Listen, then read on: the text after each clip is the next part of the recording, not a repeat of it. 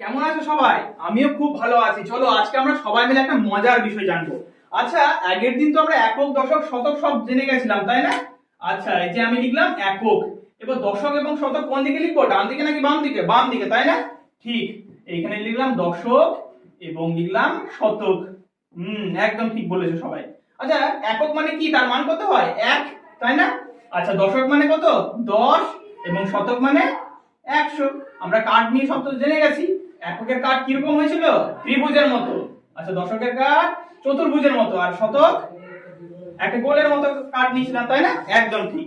আচ্ছা, এককের সাথে যদি আমরা 10 গুণ করি তাহলে কি আসে? দশক আসে না? আবার তার সাথে যদি আমরা 10 গুণ করি তাহলে আসে শতক। অর্থাৎ একক থেকে যত বাম দিকে যাব 10 দিয়ে গুণ করতে করতে যাব। আচ্ছা, এবার আজকে একটা মজার বিষয় জানবো। সেটা কি জানো তো? এই যে আমরা তো সবসময় জেনেছিলাম এককের বাম দিক থেকে এই ঘরগুলো শুরু হয়, ডান দিকে একটা মজার ঘর থাকে। সেটা কি জানো তো?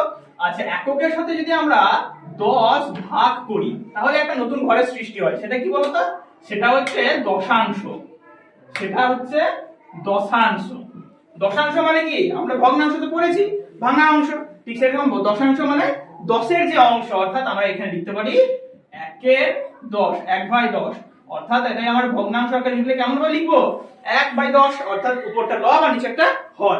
আচ্ছা, এরপরে আসি পরের ঘরটা। অর্থাৎ দশাংশের সাথে যদি আবার 10 গুণ ভাগ করি তাহলে একটা নতুন ঘর পাবো। সেটা হচ্ছে শতাংশ। কি পাবো বলো সবাই? একদম ঠিক বলেছো, শতাংশ। আচ্ছা, তাহলে শতাংশ মানে কি গো? শত মানে কি? 100। তাহলে 1/100 লিখতে পারি আমরা, 1-এর 100। তাহলে এখানে আমরা লিখতে পারি 10 ভগ্নাংশ আকারে কি লিখবো? 1-এর। এবার দেখো যদি আমরা একটা আছে একক, দশক, শতক যেগুলো পূর্ণ সংখ্যা, আর দশাংশ, শতাংশ এগুলো কি? ভগ্নাংশ, ভাগ করা অংশ। দুটি আলাদা জাতীয় ঘর পেয়েছি। এই আলাদা জাতীয় ঘরকে না একটা চিহ্ন দিয়ে ভাগ করা হয়। দেখো আমি এই চিহ্নটা একটু লিখছি, দেখো। আচ্ছা, দেখো তো এটা কিসের মতো লাগছে? একটা বিন্দুর মতো। তোমরা ইংরেজিতে দেখেছো, ইংরেজিতে কোনো সেন্টেন্সের শেষে আমরা বসাই না, সেটাকে কি বলা হয়? Full stop. কিন্তু গণিতে তো আমরা সেটা ফুল স্টপ বলি না, এর একটা বিশেষ নাম আছে। এটাকে আমরা বলতে পারি দশমিক বিন্দু।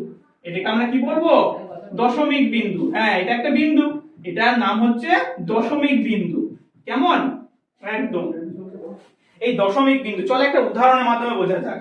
যেমন ধরো আমি লিখছি 5.34। দেখো, এটা একটা দশমিক সংখ্যা।